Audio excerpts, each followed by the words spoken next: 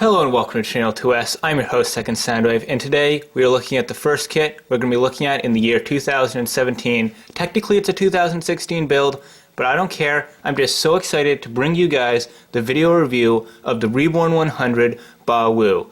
You've seen me building this kit all week.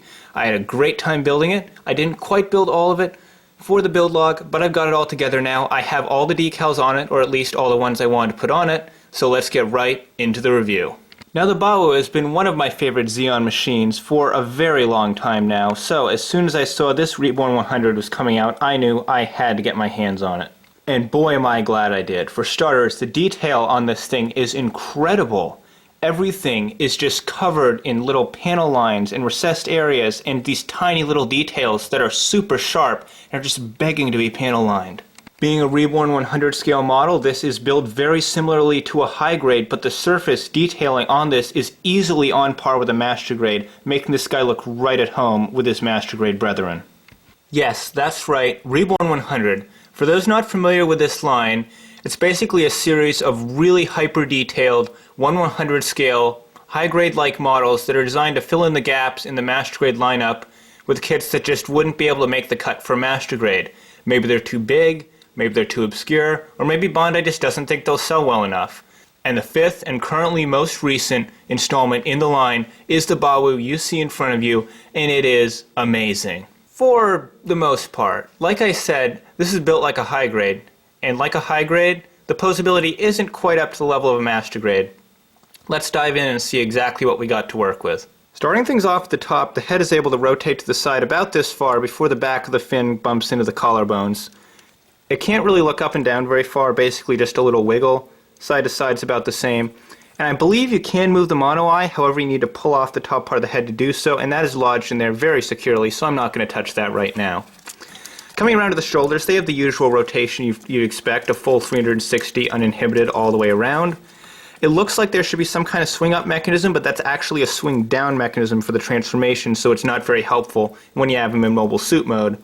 It can swing forward and back just a little bit, but it ultimately doesn't end up being enough to be all that useful for any kind of posing. The arm itself comes out, but really only to here, so you don't even get 90-degree outward movement, really. You do have a bicep swivel, though, that's completely unrestricted. The elbow bends past 90 degrees, although it is still on a single joint, so you can't expect too much from it. And the wrists are on ball joints, just like on basically every Gundam ever made. However, unlike every Gundam ever made, the base that the wrist attaches to is able to swivel forwards and back. So if you want to, you could do something like this and have his wrist curled really far inwards. The backpack has a few joints in it as well, with the entire unit being able to rotate up, these black thruster sections being able to swivel independently, the wings being able to rotate separately from the thruster sections, and the bottom halves of the wings are also able to rotate up to a full 90-degree angle. So now we've made our way down to the waist, and this is where things get really impressive. If you're at all familiar with the design of the Bawoo, you might be pretty confident right now that there's going to be no waist articulation of any kind for me to show off just because of how the kit is designed. Well, here's where you're wrong, because, believe it or not, he actually has a little bit of waist movement. You can swivel it a little side to side, and okay, that's pretty cool, right? That's pretty awesome, that's pretty neat, that's kind of a fun little thing. It's neat they did that. Well, wait. Just you wait, because it gets better. See that yellow section? Those two little yellow circles right there? That's actually one piece running across his entire waist. And going right through the middle of that is a single rounded connection point, which means his waist can swing side to side. That's more waist movement than some master grades have. And yeah, he doesn't have any forward and back movement at all, but that, oh, trust me, that makes up for it. Moving down to the waist armor of the Bawoo, we see another piece of evidence of this kit's high-grade origins, and that is the fact that the front skirts right here are originally fused together like on a high grade when you get this kit out of the box. But if you do what I did, and you just make a little cut right down the middle of them, you'll be able to separate them out so you can lift them individually, just like this. The side skirts can also be lifted up as far as you need them to be, and they can also rotate because of the transformation. Yes, that's right, transformation. We'll get to that in a minute. So once you have all of these out of the way, you can rotate the leg up, and it comes up right about to here, so not a bad bit of movement. The back skirt is fixed, so as a result, there's basically no backwards movement, But if you bring the leg outwards, you can get him into a full split. The knee is double jointed, which means you get a lot of movement, and it basically goes as far as it possibly can before it starts clashing into everything else. Coming down to the foot, we have a foot cover that moves up and down, forward and back, the usual foot cover movement. And then the ankle has a series of joints on it that allow it to move forward quite far, and also, mostly for transformation's sake, back really quite far. Not as far as it did forward, but still enough to be impressive. And one thing that can be annoying as you're moving the foot is that the heel is on its own joint that goes in and out really far and also swivels, and none of this is at all helpful when you're posing the kit. If anything, it's a little bit of a hindrance because you're trying to get his foot base flat and this thing's constantly moving around. But if you don't mess with this too much, it holds itself in place pretty well. It can get a good solid foot base for pretty much any pose you need to put him into. So as you saw, the Bawoo's articulation is not quite up to master grade levels, but it's still pretty darn good. And what else is pretty darn good about this kit is just the level of color separation that it has. Like I said, this kit may be built like a high grade, but it looks like a master grade.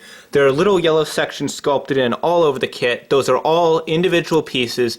There's pretty much no stickers used for color separation. It just looks simply amazing. And one more thing that I wasn't expecting to be amazing on this kit was the marking seals. If you know me, you know I hate those little peel and place decals. They include a lot of master grade and real grade kits. I just hate working with them. They're a pain in the butt to put on. They don't even look that great when they're on. But the ones for this kit, yeah, you can still see the edges of them. They're not as good as water slides. They're not as good as dry transfers. They're still pretty damn awesome. And the best room right here, right in front of you, this big, awesome double kanji sticker you have going down his front skirt with the name of the mobile suit written in Japanese. We have some more little sticker decals around it. They look great. They look awesome. There's one on the arm right here, if you can see it just there at the top of the frame. I chose to put one right there. They didn't tell me to put it there. I just thought it looked cool, so I put it there. If we look at the wing, we got some more stickers on here. There's a bunch of them included. There's those little yellow stripes there. There's some more on the tops of the shoulders. You can really put these anywhere you like, and they just make the kit look so much cooler. Another way you can make this kit look cooler is to panel line it, because there are tons and tons of really crisp, clean, deep, and narrow panel lines on this kit. They just look fantastic. They're sculpted in wonderfully, and they're just begging to be brought out with a little bit of lining ink. So now that we've seen the articulation, and I've gushed over and over and over about just how beautiful this kit is, it's time to talk accessories. And we're going to start with my absolute favorite accessory in the whole kit, his shield. This is cast in a really cool shade of brown plastic that looks awesome. I love how each of the particle cannons on it are sculpted in orange. That looks great. The big yellow Xeon emblem here looks great. And it comes with some really cool markings you can put on it. Personally, I love how that little Neo Xeon one looks. I think it looks great. Not so big a fan of this little gold one right here, because I put this kind of sticker in a couple different places on the kit, and the yellow gold text just does not show up on any of the colors they used on this model, which is kind of a shame. Back to the shield itself though, if we turn it around here to the back and we flip out this little clip, that does allow us to attach it to the back of his arm. You can see there's a pair of little indents on the yellow section on his arm, and you can clip the shield in right here, and it holds on pretty securely. And the only thing I'm not a fan of with this is that it can only be attached to the back of his arm, which means that if you want to have him holding the shield to his side, you're going to kind of have to do the Zeta Gundam thing and sort of turn his arms like this so his elbows are pointing inwards. It's kind of clunky, it's kind of awkward. The Gundam Alex does it, the Zeta Gundam does it, and unfortunately the Bawoo kind of has to do it as well. Once you get in a good pose, you can't deny that this shield together with this mobile suit just looks awesome. But of course, no shield is any good without a sword to accompany it, so the Bawoo has right here on its forearms a pair of beam saber handles. They come off super easily, a little too easily admittedly, but they do a good job holding on when you don't want them to come off. And you get a pair of yellow blades that are very long, they look very cool, and the beam saber handles do have a tab in them, which means you have to completely disassemble his hands in order to put them in, but it's very simple. You just pop the inside of the hand off, stick the beam saber in, and thanks to that awesome solid connection method, that sword is not going anywhere. Although it will, quite possibly, flop around in his hand just a little bit, but there's no way to pull it out, there's no way for it to fall out. It is in there, really securely, and it looks awesome. And in a similar fashion to the Q-blade, you can keep the beam saber handles attached to the arms with the blades inside to give them some awesome Assassin's Creed style hidden beam blades. And if that's not enough forearm firepower, here's a pair of little black flaps on each arm that can be opened up to reveal 4 grenade pods. Finally, we have the main weapon of the Bawoo, and that is this awesome looking beam rifle. It's got a little sticker right here, as you can see. A little caution logo, not sure how well that's showing up. Can't really bring it any closer to the camera without taking it out of the range of the light, so I'm just going to call that good. It's got a green sticker right here for the scope. There's a little green sticker for the eye, and if I haven't mentioned already, those are the only necessary foil seals on the entire kit. Everything else is plastic color separation. So cool. So anyway, back to the rifle. The handle moves. It can fold up. There's this little thingy here that folds out. We'll get to that in a minute, I promise. You'll like it. Just bear with me. So the rifle here, like I was saying, lots of detail, looks really cool. Yeah, it's just 2 pieces of plastic slapped together like a high-grade rifle, but I do like the little added detail of the orange here on the pipes. Really helps make it look like a higher quality weapon. And just like with the swords, you can take the hand apart, pop the rifle in, and then put it in an awesome pose like so.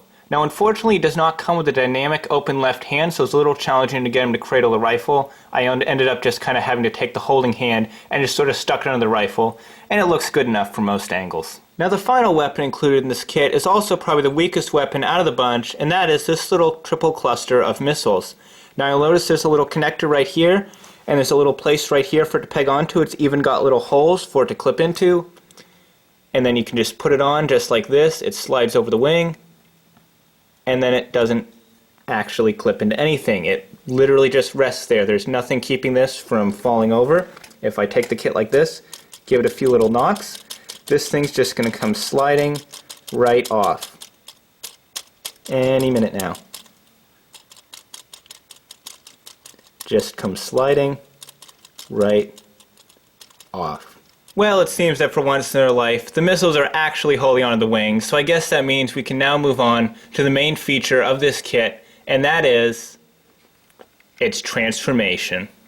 So the first thing you're going to want to do to transform the Bawoo is strip off all of the weapons and also take off the hands, because unfortunately there is that one little tiny bit of parts forming you have to do, but everything else here, everything else you're going to see is full transformation, and I love seeing that on a Gundam kit. So start things off, we're going to take the kit right here, we're going to lift up the backpack so we can access it a little easier, and then we're going to look under here, and I'm going to just take a quick moment here to point out that there is some wonderful color separation here. I unfortunately didn't have a chance to show it off earlier, but we're basically just going to grab this back piece and kind of wiggle it loose and rotate it back like this, and then we can basically take this whole section and pop it off, because this orange stem going up the middle is attached to the front here, but if we just gently wiggle and waggle at it, it'll come loose, just like that. So we'll be left with the bottom half of the Bawoo and the top half of the Bawoo, which is what we'll be working on first. So the first step when you're transforming what will be called the Bawoo attacker is to rotate the front cockpit section forward, and you do it to be careful because the hinge connector here that kind of plugs up into the top of the chest, it's not that secure. If you move this around too much, you can work it out of place, but it's not too hard to fix. You just push it back in, and it will lock right back in place. And then you take the nose cone and you rotate it out. I love that. On the high grade it was just this one stubby little nose cone, no folding, no awesome gimmicks there. And as you can see, I did add a few little markings to mine just to make it look unique and cool and special. Also, if I haven't pointed out already, I love that little Bawoo sticker that you get for the chest. It's so stupid to have the name of the mobile suit right there in the chest, but I love it anyways. So next what you're going to want to do is you want to grab this little gray flap that's hanging down, and you want to pull down on it. And as you're pulling down on that, you're going to pull the head down into the body, and you want to pull that down as far as it goes, and then just flip it forward for now. We're going to deal with that a little bit later. And then next we're going to do something that's actually really cool. So cool, in fact, they actually pointed this out as one of the features on the box. Remember those hinges by the wrist that I showed in the articulation section? Well, those are actually, so you can take the wrist joints and rotate them around and completely hide them away for the flight mode. Is that awesome or what? So next up, you're going to want to take this little gray tongue flap and you want to push this down in against the body just like this. Then you want to take the arms, rotate them so they're facing back, and then you push down the shoulder pads hopefully all the way down over the arms. They should go down just like that and just like that, and then they can rotate into place just like this, just like that. Tuck the head back down in, make sure nothing's floating around too uncomfortably. And then the rest of this is basically just fiddling with things. So you want to take the wings and you want to rotate them out straight to the side, and then you want to take them and you want to swing them so that they're now in line with the black thruster sections. You want to swing the thruster sections up so they're more in line with the orange fuel tanks. Basically just get it to where you like how it looks. So here we have the very basic looking Bawoo attacker. However, there's a few extra steps we can take. For starters, we can take the rifle right here. We can fold in the handle, and we can fold out that little flap I was talking about earlier. And what we do with this is if you go underneath to that gray flap, there's actually a couple little tabs up here and a little groove, and that goes right around this piece right here. And then if you look at the top of the shield, you'll notice there's a rectangular hole in the back of it right here, and a little rectangular tab underneath the fuel tanks right there. And you can just slip this in and peg it down, just like so. And now you have both of the primary weapons of the Bawoo stored on the attacker. Now while the attacker is very cool looking, it does have one minor flaw in that it just will not sit flat on any surface. You really do have to put this thing up on an action base. And in order to put it on an action base, what you have to do is you have to take the action base stand connector off of the lower body. It just kind of pulls off of here, and then you take it and you basically just wrap it around the bottom of the gun. There's a little groove, I think it's right here, that you clip it right into, and then you can stick that on an action base. However, it clips really tightly into the waist, and I have not been able to get this out, so unfortunately I won't be able to show you that functionality. However, I will be able to show you the transformation of the Bawoo Nutter. And yes, that is actually what it's officially called. Stupid name, I know. So first, for starters, well, there's really not a lot you do. You basically just flip the wings around like this. Like this is probably the most transformation you're going to get out of it. You're going to bring it around to the back. You're going to rotate the legs 90 degrees. And then you're going to swing them out here. And this is kind of cool here. You'll notice there's little slots in the hips. And then there's little pegs right up here. And you basically just peg those together, and that kind of holds everything in place. So, we got the legs here, they're just kind of sticking out to the side. Then what we do is we take the heels, we push them in, and then we sort of tuck the whole leg, rather the whole foot. There's like several joints in here. You just kind of wiggle at it and move it and sort of finagle things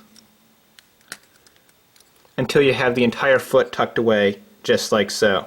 And there we have the fully transformed Bawoo Nutter, which is just as silly in appearance as it is in name. Now obviously, this thing's not fooling anyone. It's very clearly a pair of legs. But basically what this does is it flies around. It's like a little drone that's I cannot speak today. It's controlled by Glemmy inside of the attacker, and he can make this thing fly around and do stuff. It's got kind of a ramming part on the front so we can smash things.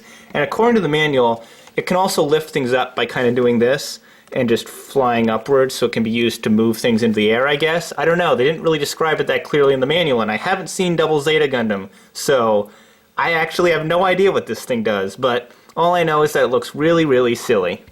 And if you want to put the Nutter on a stand, you do have an option to do so. You get this little piece here that looks kind of like a horse stirrup, and basically what you do is you take it and you want to put the thick side forward, and you just slide it up here, and that's not what I want to do. I want to push it up on, and it should clip right over the front of his crotch there. You put that on the stand, and now you have the option to have both parts of the Bawoo up in the air in flight mode. And I'm not going to lie, seeing these two together, they look pretty darn cool. So there you go, guys. That is the Reborn 100 Bawoo. Do I recommend this kit? Absolutely. Do I recommend it to beginners? Absolutely. It's a really simple, really straightforward kit that's very easy to put together. I did have a few very minor issues with the build process. I'd recommend going back and watching the build log for this kit if you haven't already, so you know what I'm talking about. But this is a great kit for beginners. Do I recommend it for Master Grade collectors? Absolutely. This guy fits in perfectly with a Master Grade collection. If I didn't know he wasn't a Master Grade and I just saw him on a shelf, I would be none the wiser.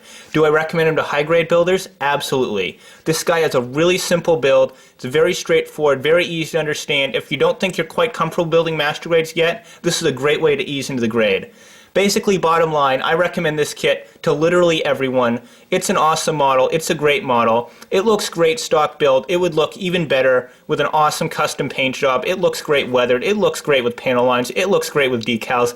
There's literally no way to make this kit look bad. I love it. You should love it too. I'm your host, Second Soundwave, and I very strongly, very confidently give this kit 2 thumbs up. But that's all for today, so leave a like if you enjoyed this video, and stick around because next time you see me, I'm going to be talking about all the kits I've built in 2016 and ranking every single one of them from worst to best. And gee, I wonder where this thing is going to be. That's a hard one.